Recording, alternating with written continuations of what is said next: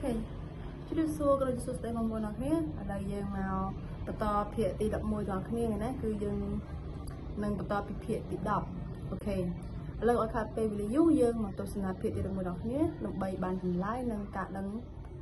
ជាបន្តរបស់ខ្ញុំអូខេជំហានទី1ចូលសាកល្បងពិចារណាអំពី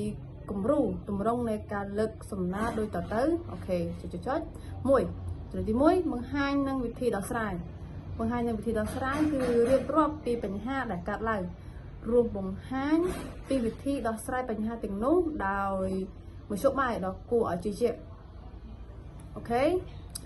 ទម្រង់បែបនេះជាទម្រង់សម្រាប់ក្រុមអ្នកស្ដាប់ដែលបានផ្ដល់ចំណាប់អារម្មណ៍ឬក្រុម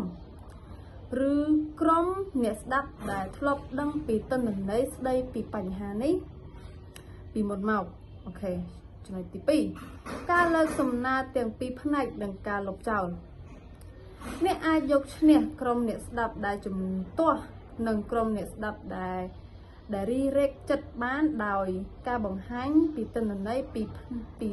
ទាំងពីរផ្នែកដោយលើកពីទិន្នន័យខាងភាគីប្រឆាំងមុនដើម្បីបង្ហាញឲ្យឃើញថាអ្នកបានស្គាល់គំនិតរបស់ពួកគេអូខេតមកទៀត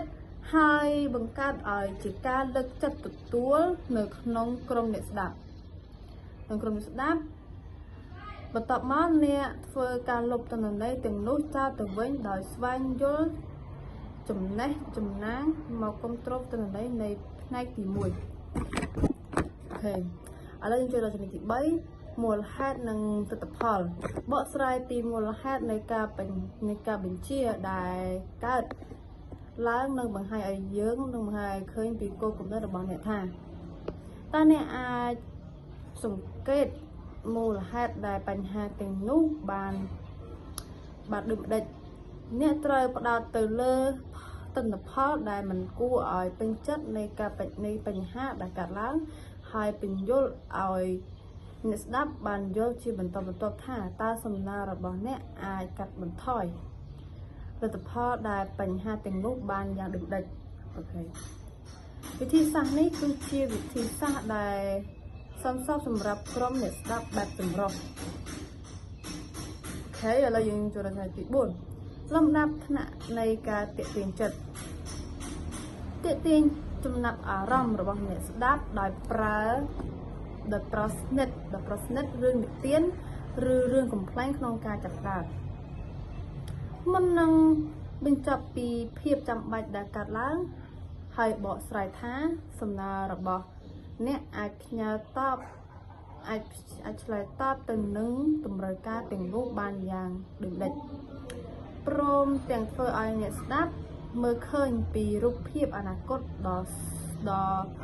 ស្រស់ត្រកាលដែលនឹងកើតឡើងបើសិនពួកគេទទួលយកសំណើរបស់អ្នកបន្ទាប់ពីនោះពួកគេ